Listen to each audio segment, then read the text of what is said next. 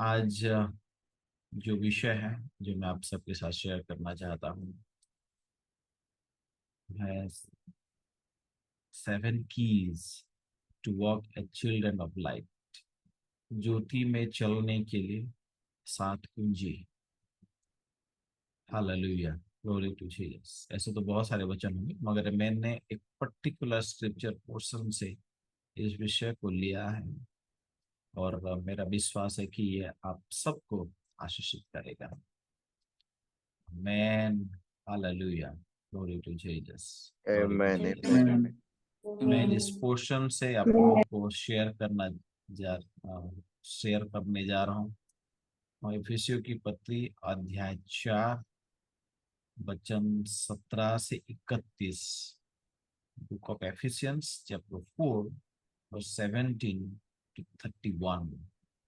पहला वचन जो हम देखेंगे वो 17, वचन 17 थोड़ा पढ़ो बेटा।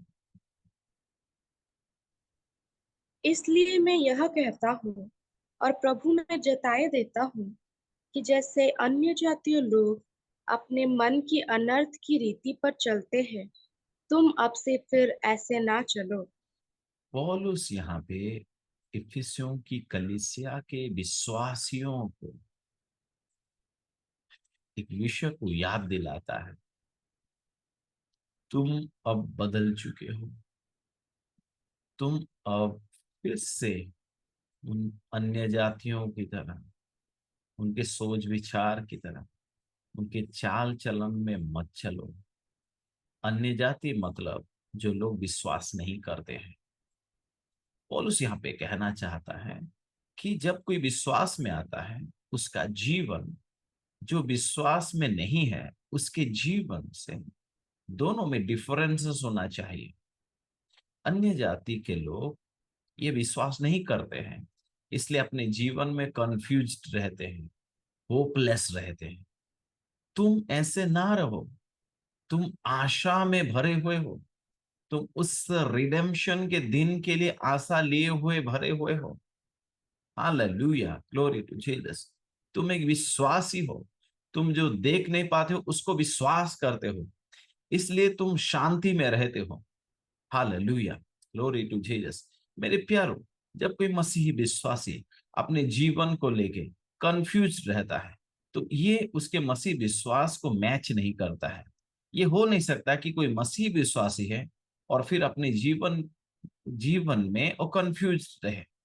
ये हो नहीं सकता कि कोई मसीह विश्वासी हो और अपने जीवन में होपलेस रहे। अगर आज मैं किसी से बात कर रहा हूं जो अपने जीवन में कंफ्यूज्ड है या फिर अपने जीवन में होपलेस है, मैं आपको याद दिलाना चाहता हूं, आप एक अन्य जाति के लोग नहीं हो। आप परमेश्वर के नीच प्रजा हो। आप विश्वासी हो। हालेलुया, आप एक विश्वास में आए हैं। आप एक आशा लिए हुए आए हैं। आपने देखा है कि परमेश्वर ने कैसे अपना सब कुछ छोड़ के अपना एक लौता बेटा दे के आपको छुड़ाया है। और अपना बेटा दे के अगर आपको छुड़ाया है तो आपको वो कोई रीति से भी अकेला छोड़ने को तैयार नहीं है। हालेलुया। इसलिए वचन कहता है हमारे जीवन में जो कोई भी होता है वो घुमा फिरा के हमारे अच्छे के लिए होता है। Hallelujah, glory to Jesus. इसलिए वचन कहता है कि हमारे लिए परमेश्वर की बहुत सारे भले योजनाएं हैं। हालेलुया, जो हम समझ नहीं पाते हैं मगर अंत के समय में वो हमारे भलाई के लिए होता है। पौलुस यहाँ पे याद दिलाता है उस कलीसिया के विश्वासियों को, तुम अन्य जातियों की तरह ना जियो, उनके आइडियोलॉजी में ना जियो। वो विश्वास नहीं करते हैं, इसलिए कंफ्यूज रहते हैं, इसलिए होपलेस रहते हैं। उनके जीवन में निराशा है, उनके जीवन में कंफ्यूजन है। मगर तुम विश्वासी हो। तुम्हारे जीवन में मसीह है। तुम्हारे जीवन में क्राइस्ट है। तुम्हारे जीवन में फेथ है। तुम्हारे जीवन में होप है। हालेलुया। उसी होप को लेके, उसी आशा को लेके तुम इस जीवन को जियो। Hallelujah, glory to Jesus. तो पहला विषय है, पहला जो कुंजी है, विश्वासी होने के नाते हमारा जीवन दूसरों के जीवन से अलग होना चाहिए। किससे अलग हो? दूसरे लोग प्रभु को विश्वास नहीं करते हैं, इसलिए वो कंफ्यूज रहते हैं और होपलेस रहते हैं। तो पहला कुंजी है परमेश्वर की बच्ची, कभी भी कंफ्यूज ना रहे और कभी भी होपलेस ना रहे, क्योंकि परमेश्वर उनको प्रेम करता है। परमेश्वर उनके लिए अपने इकलौते बेटे को दे दिया है। हालेलुया। ऐसा कोई आमेन। विषय नहीं है जो उनको वो दे नहीं सकता है। उनके जीवन एक योजना लिए बैठा है। Hallelujah. Glory to Jesus. Amen. Amen. Amen. Amen amen amen. Hallelujah.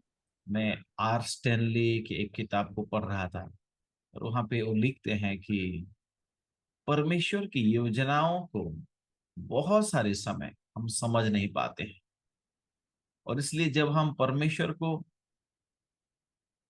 हमारे जीवन में उसकी योजनाओं को लेके कि परमेश्वर मेरे जीवन में क्या कर रहा है, कि आगे क्या करेगा, उसके बारे में जब हम पूछना चाहते हैं, तो परमेश्वर कहता है तुम मुझे कोई सवाल पूछ नहीं सकते हो, क्योंकि मैं परमेश्वर हूं। और फिर आगे ये बोलता है, क्योंकि अगर मैं उत्तर दूंगा भी तो तुम समझ नहीं पाओगे, इसलिए तुम्हारे हर सवाल का मेरा एक ही उत्तर है, वो है वेट, इंतजार करो। क्योंकि अगर मैं बोलूंगा भी तो तुम समझ नहीं पाओगे, तुम्हारे सोच के परे है, तुम्हारे मैथमेटिक्स से परे है, तुम्हारे साइंस से परे है, तुम्हारे भूगोल से परे है, इतिहास से परे है। हालेलुया। इसलिए मेरा तुम्हारे हर एक सवाल एक ही जवाब होता है कि वेट, क्योंकि मैं जो कर रहा हूं अभी तुम उसे समझ भी नहीं सकते हो। Hallelujah. So one step at a time तुम विश्वास में आगे बढ़ो। Amen. Amen. Hallelujah. Amen. Glory to Jesus. Amen. तो पहला कुंजी है कन्फ्यूज्ड और होपलेस होके नहीं जीना है। दूसरा कुंजी वचन 22 वर्स 22।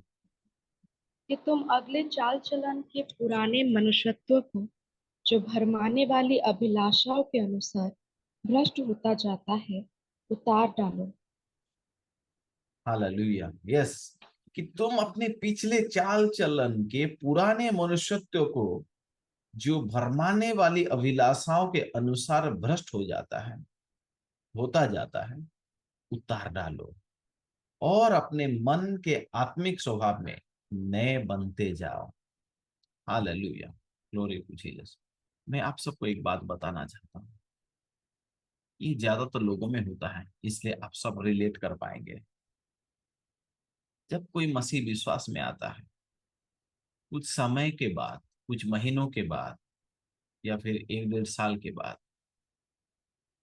उसको फिर से अपने पुराने जीवन के सारे विषय याद आने लगते हैं। टेम्पटेशन आता है फिर से उस पुराने लाइफ को थोड़ा थोड़ा जीने के लिए, छुप छुप के, कभी थोड़ा सा कॉम्प्रोमाइज करके। ऐसा विषय होता है बहुत सारे लोगों के जीवन में, एक टेम्पटेशन आता है। मैं नहीं जानता आपके जीवन में आया है कि नहीं है, मगर ये आता है। और इस विषय को यहाँ पे पौलुस इफिसियों की कलीसिया को एनकाउंटर कर रहा है कि तुम अब नए बन चुके हो, अपने पुराने स्वभाव को फिर से मत पहनो, पुराने जीवन को फिर से मत जियो। ये दूसरा कुंजी है।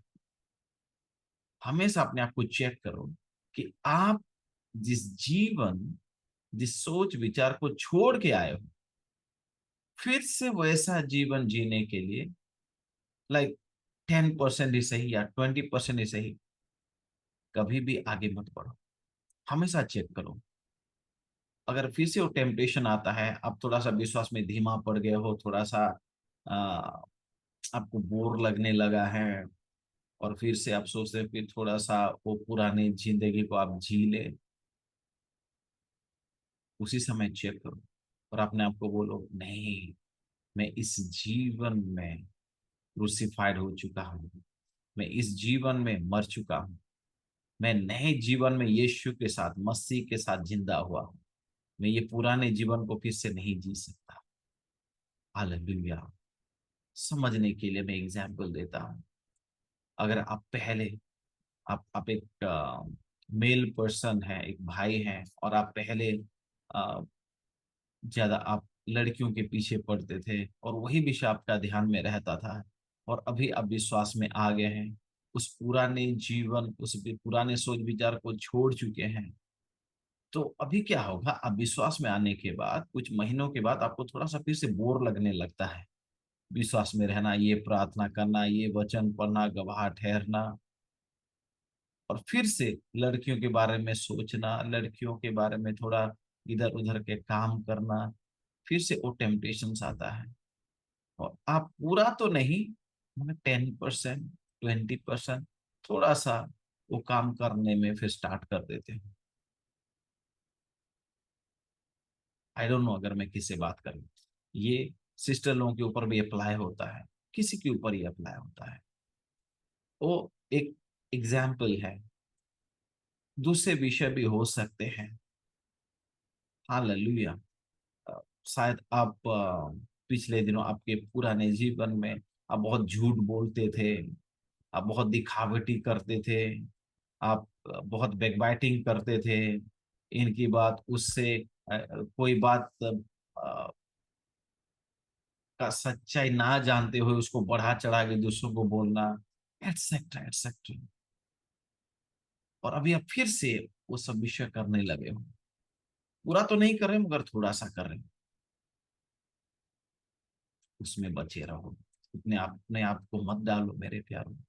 वचन कहता है पुराने स्वभाव को, पुराने कपड़ों को फिर से ना पहनो, मगर अपने मन के नए करने के द्वारा, हालेलुया, ग्लोरी टू जीसस, नए वस्त्रों को पहनो जो यीशु मसीह का धार्मिकता है। हालेलुया। सो दूसरा कुंजी है, पुराने जीवन में फिर से ना लौटो। आमीन। अपने पुराने जीवन शैली में फिर से मत लौटो। Amen. Amen amen does it amen. Make sense? क्या मैं किससे बात कर रहा हूँ? क्या आमेन किसे ये यस रिलेटेबल है? यस हालेलुया, मैं जानता हूँ है, क्योंकि ये होता यस है। Amen amen. Yes yes amen. Hallelujah, glory to Jesus. Amen. तीसरा कुंजी, वचन 25 वर्स 25। इस कारण झूठ बोलना छोड़कर हर एक अपने पड़ोसी से सच बोले, क्योंकि हम आपस में एक दूसरे के अंग हैं।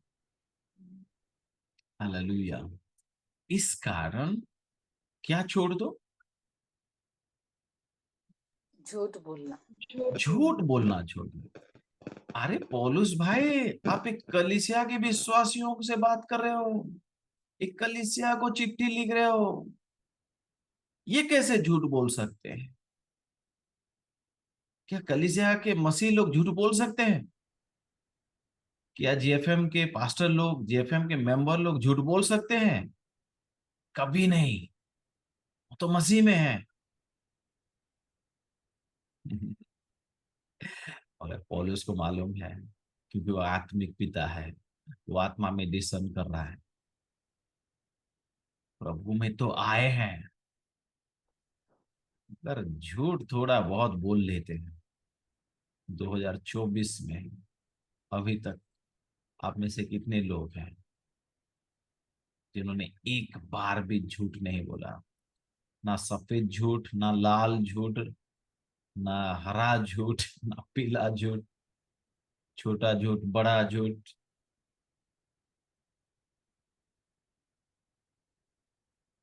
यीशु मसीह कहता है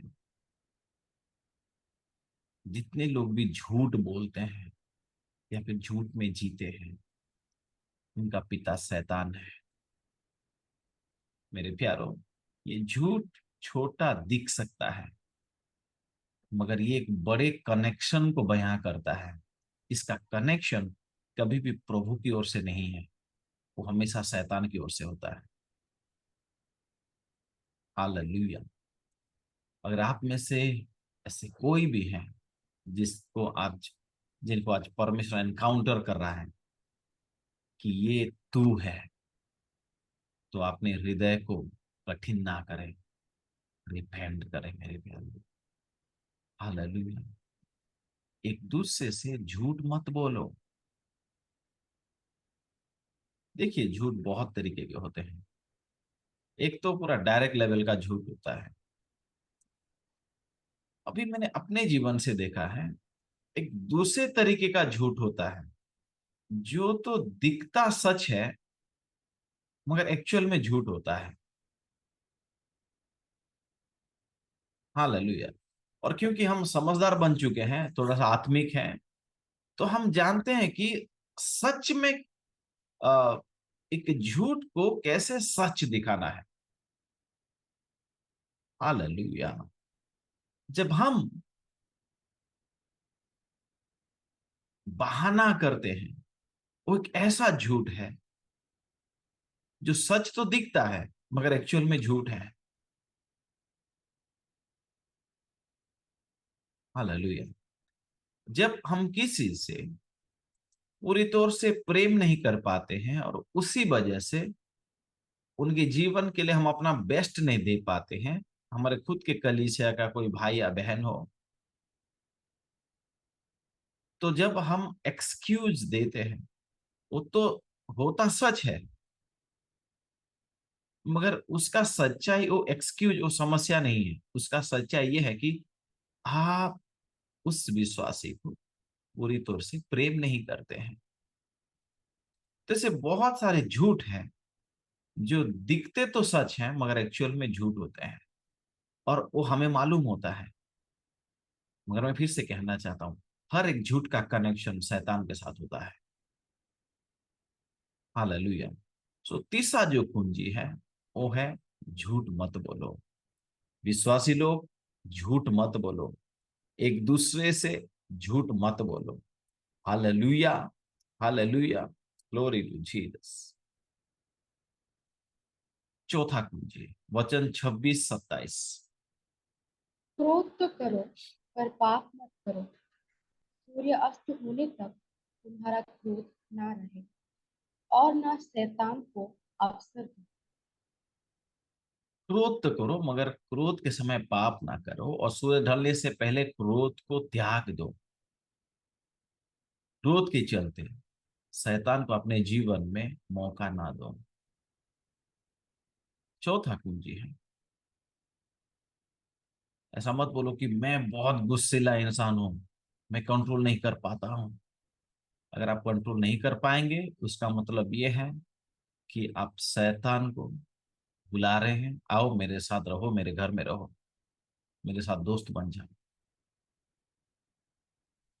आई डोंट नो अबाउट यू, बहुत कुछ लोग होते हैं, चलो बहुत गुस्सैले होते हैं, बहुत जल्दी गुस्सा कर जाते हैं, और उनका पूरा व्यक्तित्व बदल जाता है उस समय। वो अपने विश्वास को, बपतिस्मा को, लीडरशिप को सब भूल जाते हैं उस गुस्से में डोएल करने के लिए। उनका मुंह लाल हो जाता है, वो बात नहीं कर पाते हैं। वचन कहता है क्रोध ही ऐसा एक समय है, आप एक अच्छे खासे विश्वासी होते हुए भी क्रोध के समय आप पाप कर सकते हो, हिंसा का, झगड़े का। अपने व्यक्तित्व से उतर के आप एक नीचे व्यक्तित्व में चले जाने की संभावना होता है। जिस यीशु मसीह की तरह आप जीवन जी रहे हो, उसको उतार के फेंक के आप एक दुष्ट आत्मा की तरह जीवन जीना स्टार्ट करते हो। प्रैक्टिकली मैं एक विषय को सोच रहा था कि ऐसा कौन वो व्यक्ति है कि जो उसी दिन सूरज ढलने से पहले अपने क्रोध को त्याग कर दे, शांति में रहे, आराम से रहे। ऐसा कौन है? संभव है?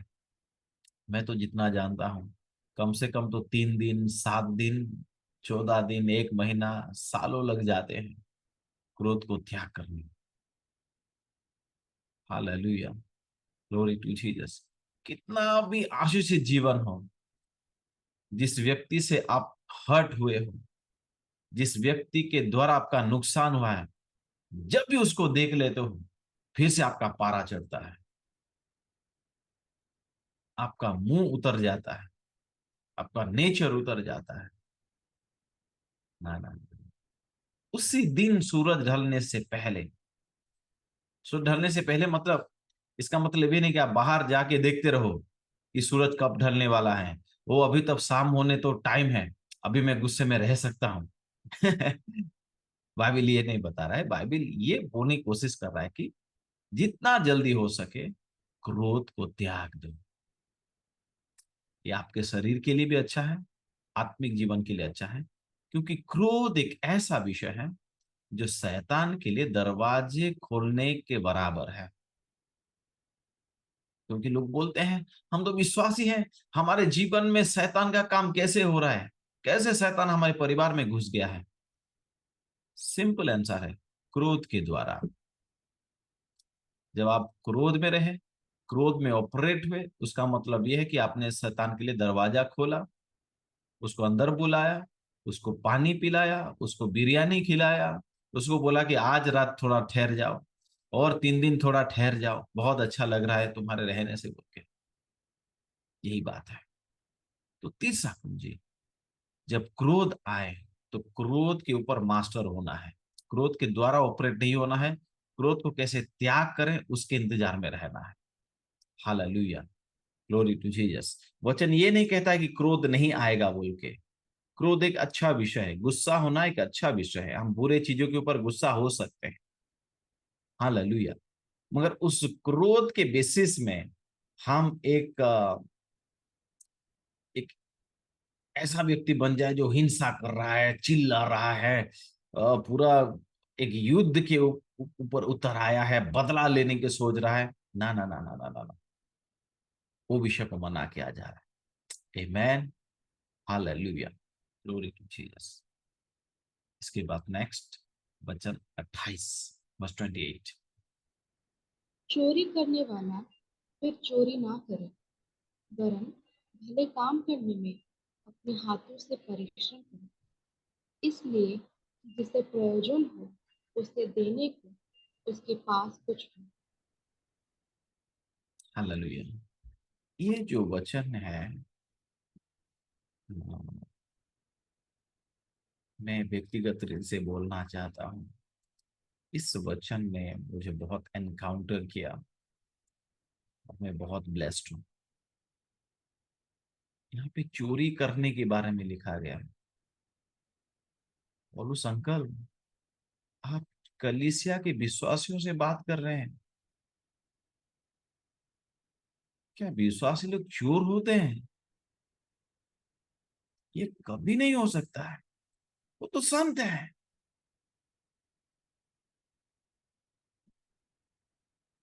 और उस पवित्र आत्मा के द्वारा इन वचनों को लिखता है, जो कोई भी चोरी करता था और चोरी ना करे। आज के सुबह ये वचन हमसे बात कर रहा है। शायद हम एक अच्छे विश्वासी हैं, एक अच्छे आराधक हैं, अच्छे प्रचारक हैं, मसीह के लिए बहुत कुछ करने वाले एक व्यक्ति हैं, मगर अपने जीवन को थोड़ा झांक के देखें, कहीं चोरी करना हमारे अंदर तो नहीं है। जब चोरी करने का विषय होता है तो सबसे पहला विषय आता है पैसे का। मैं तो श्योर हूं, कोई विश्वासी कभी चोरी कर ही नहीं सकता। हाँ, कभी कभार हो जाए तो भी ऐसा नहीं कि वो कंटिन्यू करेगा, वो पश्चाताप करेगा, रिपेंट कर लेगा। मगर पौलुस यहाँ पे एक विषय को दिखाने की कोशिश कर रहे थे, जो लोग चोरी करते थे और चोरी ना करें। क्योंकि कभी कभी होता क्या है, हम मसीह में तो आते हैं मगर पुराने कुछ स्वभाव हमारे अंदर स्पार्क होते रहते हैं। ऐसा संभव है कि मसीह में आने से पहले ये लोग बहुत डायरेक्टली चोरी करते थे, मगर क्योंकि अब मसीह में आ गए हैं, अब चोरी करने में उनको टेम्पटेशन तो आता है मगर तो डायरेक्ट नहीं करेंगे। मगर कभी कभी नासमझ होने की वजह से इनडायरेक्टली चोरी करते हैं, जो उनको तो लगता है चोरी नहीं है मगर परमेश्वर की दृष्टि में चोरी है।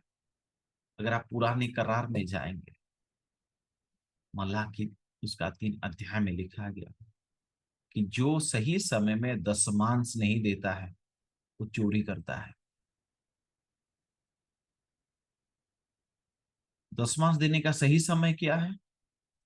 जब आपके पास इनकम आया, तो सबसे पहले दशमांश को आप सेपरेट करके प्रभु में या परमेश्वर के भवन में या परमेश्वर के राज्य के लिए उसको आप ऑफर करें। जब आप वो नहीं करते हैं, हमें दे दूंगा बोलते हैं, या फिर कभी कभी आप बजट देखते हैं कि इस बार तो नहीं दे सकता हूं। मेरे प्यारों, आपके देने का बात नहीं है, वो परमेश्वर का पोर्शन है। हालेलुया। यस, ये ऑफ कोर्स ये है कि नए करार में दशमांश का ये ऐसा कोई लॉ नहीं है, मगर ये विषय हर एक जनरेशन के लिए है कि पहला भाग जितना भी हो, जितना भी आपने डिसाइड किया हो, आप 5% देते हो, 10% देते हो, 20% देते हो, 50% देते हो, आपके ऊपर डिपेंड करता है। मगर जो भी आप चेयरफुली देते हो, पहला भाग जब आप सेपरेट नहीं करते हो तो आप चोरी करते हो। आमीन। इसमें कोई भी आमीन ना बोले, मैं नहीं चाहता कि कोई आमीन बोले।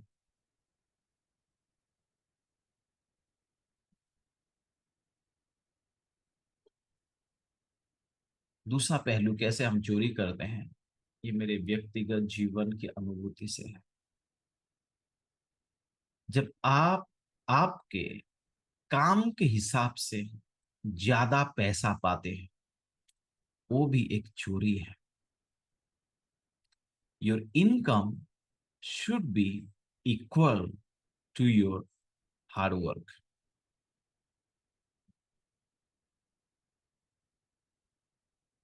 जब कभी ऐसा मौका आपको मिले, मैं आपको ये भेद की बात बता रहा हूं, ये एक टेम्पटेशन है।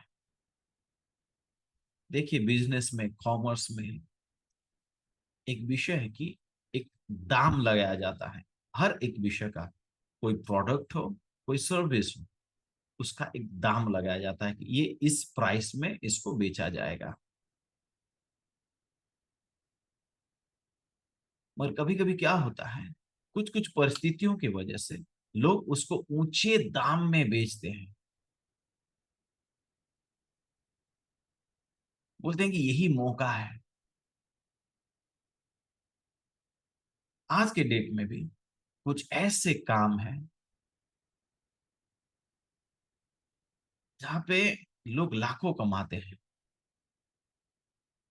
आप देखते हो, अरे मैं तो इतना परिश्रम करता हूं, ये तो कुछ भी नहीं कर रहा है, लाखों कमा रहा है।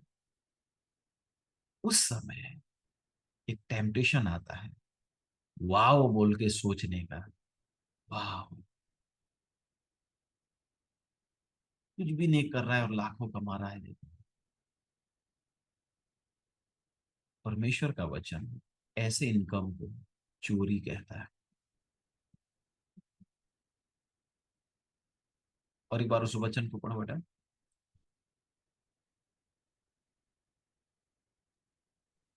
चोरी करने वाला फिर चोरी ना करे, वरन भले काम करने में अपने हाथों से परिश्रम करे, इसलिए कि जिसे परिश्रम प्रयोजन करें, हो। यस, उस परिश्रम वर्ड को आप अंडरलाइन कीजिए। Your income should B from your hard work. Your income should be the value of your hard work. Hallelujah. और उसी इनकम से जब आप जनरस होके देते हैं तो वो एक ऑफरिंग ठहरता है।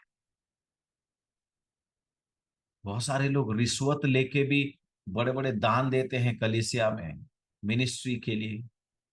मैं आपको बोलना चाहता हूं, कोई भी इनकम जो उस वर्क के लेवल का नहीं है, उससे ज्यादा का है, और उसी से आप ऑफरिंग दे रहे हो, वो कोई वैल्यू नहीं रखता है परमेश्वर के राज्य के लिए। उसको चोरी बोल के काउंट किया जाता है।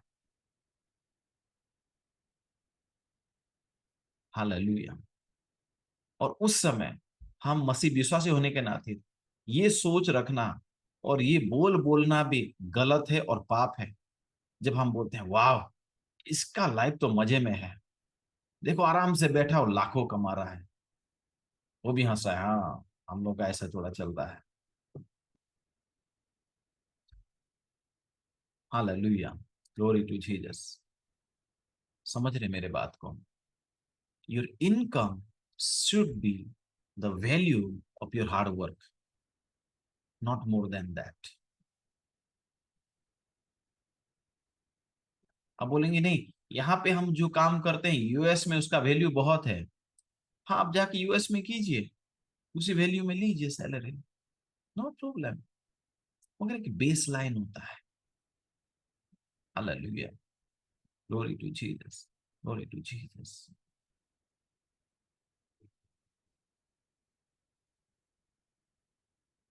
आमेन। कोई चोरी ना करें, कोई भी चोरी ना करे मेरे प्यारे। कभी भी कोई भी मौका मिले, चोरी ना करें। Hallelujah, glory to Jesus. छठा कुंजी, वर्स 29 एंड 31। कोई गंदी बात तुम्हारे मुंह से ना निकले, पर आवश्यकता के अनुसार वही जो उन्नति के लिए उत्तम हो, ताकि उससे सुनने वालों पर अनुग्रह हो। सब प्रकार की कड़वाहट और प्रकोप और क्रोध और कलह और निंदा सब बैर भाव समेत तुमसे दूर किए जाए। हालेलुया। कभी भी अब्यूजिव लैंग्वेज यूज ना करें। अभी अभी हमने क्रोध के बारे में पढ़ा है। हालेलुया। मगर हमेशा हमारे मुंह की बातें एडिफाइंग, दूसरों को उत्साहित करने के लिए। Hallelujah, glory to Jesus. जब हम गुस्सा हो जाते हैं, हम लोग का जो मुंह का हुलिया है बदल जाता है, लैंग्वेज का जो टोन है बदल जाता है। ठीक है, क्रोध में हो जाता है, मगर उस समय जब हम एब्यूजिव लैंग्वेज में चले जाते हैं, एक टेम्पटेशन होता है। आपने मार्क किया होगा, लाइक मैंने तो मार्क किया है, ऐसा कुछ बोल दो कि उसको पूरा लगे ना। एंता कथाटे कहे मैं ताके पूरा बाधी जीवा, ना ताके चरचरे जीवा। That is a temptation from the devil. क्या मैं किससे बात कर रहा हूँ? ये कब होता है? जब आप गुस्से में बहुत ज्यादा बढ़ जाते हो, जब आपको लगता है कि आप सही हो, आप न्याय में हो, और वो व्यक्ति गलत है, तो आप कुछ ऐसा बोलना चाहते हो तो उसको पूरा लगे, वो एक तीर की तरह लगे। नहीं नहीं नहीं, वचन हमें मना करता है। हमारा वाक्य हमेशा एनकरेजिंग हो एंड एडिफाइंग हो, एब्यूजिव लैंग्वेज कभी भी नहीं। गुस्से में कोई किसी किसी को कुत्ता बोल देता है, गुस्से में कोई किसी किसी को गधा बोल देता है, गुस्से में कोई किसी किसी को चोर बोल देता है, गुस्से में कोई किसी किसी को व्यभिचारी बोल देता है। बहुत सारा कुछ बहुत लोग बोल देते हैं। क्या मैं किससे बात कर रहा हूँ? यस। यस। मेरे प्यारों, अपने आप को रोक में रखना है। हम उस जीवन से आ चुके हैं, हम फिर से वहां नहीं जा सकते। आमेन, आमेन, आमेन। लास्ट पॉइंट, वर्स 30, वचन 30। पर परमेश्वर के पवित्र आत्मा को शोकित मत करो, जिससे तुम पर छुटकारे के दिन के लिए छाप दी गई है। परमेश्वर की पवित्र आत्मा जो आपके अंदर है उसको शोकित ना करो। ये हम कब करते हैं? ये आप तब करते हो जब वो कुछ बोलता है और आप आपके इमोशन के वजह से बाईपास कर देते हो, आपकी डर के वजह से बाईपास कर देते हो, आपकी चिंता के वजह से बाईपास कर देते हो। आई डोंट नो कितने लोगों के जीवन में ऐसा हुआ है, पर मेरे अपने जीवन में ये देखा है। देयर वर मेनी इंस्टेंसेस जब मैंने बाईपास किया उसकी आवाज को, और फिर मैंने पश्चाताप किया। Do not grieve the Holy Spirit. I don't know कितने लोगों के साथ ऐसा हुआ है, मगर हर एक सफल व्यक्ति, आत्मिक जीवन में बड़े काम करने वाला, परमेश्वर में बड़े महिमा को लाने वाला वो व्यक्ति है जो हमेशा उस आवाज को ऑनर करता है, और उसका इमोशन जहां कहीं भी हो वो पवित्र आत्मा की आवाज को मानता है। उसका डर जिस लेवल का भी हो, मगर वो पवित्र आत्मा की आवाज को सुनता है और उसको मानता है। उसका लॉजिक कितना भी सही हो, मगर वो पवित्र आत्मा की बात को मानता है।